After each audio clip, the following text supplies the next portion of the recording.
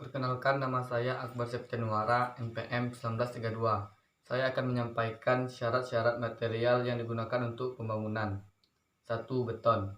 Syarat semen. Semen yang digunakan pekerjaan beton harus sejenis semen Portland yang memenuhi SNI 15-24-9-1964 kecuali jenis 1A, 2A, 3A, dan 4A. Apabila menggunakan bahan tambahan yang dapat menghasilkan gelembung udara, maka gelembung udara yang dihasilkan tidak boleh lebih dari 5% dan harus mendapatkan persetujuan dari direksi pekerjaan. Syarat air. Air yang digunakan untuk campuran perawatan atau pemakaian lainnya harus bersih dan bebas dari bahan yang merugikan, minyak, garam, asam, basa, gula, dan organis. Syarat agregat. Material agregat harus kasar dan tidak mudah hancur. Bila dipegang oleh tangan, hal ini berkaitan dengan kekuatan pada beton nantinya. Material agregat tidak mengandung garam, karena garam dapat menyebabkan pemekaran beton. 2. Mortar. Mortar adalah campuran semen, air, dan pasir. Namun, ada yang berpendapat bahwa mortar adalah bahan bangunan berbahan dasar semen yang digunakan sebagai perikat untuk membuat struktur bangun.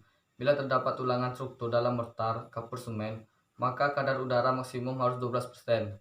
Bila terdapat tulangan struktur dalam mortar semen pasangan, maka kadar udara maksimum harus 18%. Kayu. Syarat kayu tergantung pada pertumbuhan pohon. Pohon yang tumbuh cepat biasanya memiliki serat kasar dan sebaliknya. Semakin ringan kayu, semakin ringan kekuatan, begitupun sebaliknya. Kayu sebagai bahan konstruksi harus dikenal dengan ciri-ciri dan sifat, yaitu sifat-sifat mekanis kayu, faktor-faktor kekuatan kayu, sifat-sifat penggunaan kayu. Besi. Ada berbagai macam jenis besi yang digunakan untuk konstruksi bangunan. Penggunaan tergantung dari fungsi dan metode pembuatan dari besi itu sendiri. Pada besi tingkat kekerasan cukup tinggi, tidak terlalu kuat menahan benturan, dapat menyusut ketika diinginkan. Proses pengerasan dilakukan dengan memanaskan terlebih dahulu lalu dipanaskan secara mendadak dan menahan daya tekan sehingga 600 kg per cm, nilai maksimum gaya tarik 500 kg per cm. Pembengkokan dan pemasangan sengkang sepihak dan sengkang tegak untuk keperluan ketahanan struktur terhadap gempa harus mengikuti ketentuan tambahan. Sengkang tertutup dan sengkang tegak harus memakai kait 135 derajat pada kedua ujungnya. Sengkang sepihak menggunakan kombinasi kait 90 derajat dan 135 derajat yang dipasang sesuai pasal 23 SNI 032847 2002 seperti pada berikut. Kawat. Kawat tanpa lapisan dipilih untuk konstruksi beton praktekan. Kawat baja tanpa lapisan untuk konstruksi beton praktekan. Tali kawat baja. Tali kawat baja dalam instruksi migas penyambung pipa dari besi cor melabel hitam. Bata.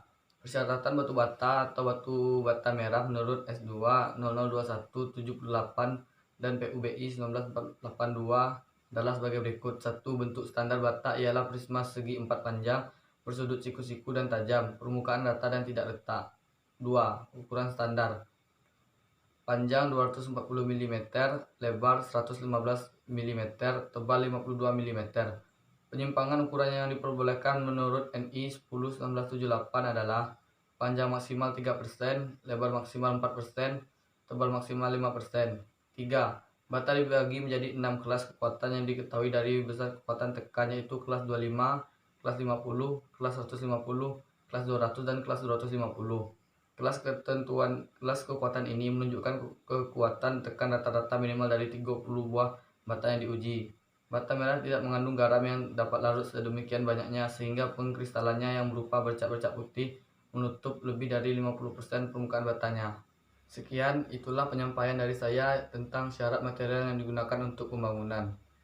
Wassalamualaikum warahmatullahi wabarakatuh.